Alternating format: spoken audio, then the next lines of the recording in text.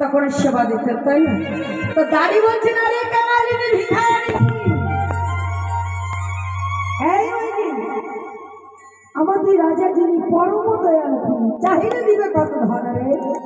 তুই যজ্ঞ সঙ্গ হয়ে পরে ফিরে আসিস রাজধানী। কি বললেন? আমাদের রাজা তোমার তোর ছেলে কোনদিন হতে পারে না। আমাদের রাজা যিনি পরম দয়ালু, তিনি তো পরম দয়াল। আর তুই বলছিস আমাদের রাজা তোর ছেলে? আরেকজন এসে বলছেন সংসার এই মা বুঝি সন্তান হারা, পুত্র হারা হয়ে, পাগলিনী হয়ে, পুত্র হারা হয়ে, সুকাতুরা হয়ে আমাদের রাজাকে ছেলে মনে করে কাঁদছে। সরে যা, এখন মায়ের আশা আমার ছেলেকে আমি দেখবো, আমার জীবন চলে যায় তবু আমি আমার গোপালের কাছে যাবো।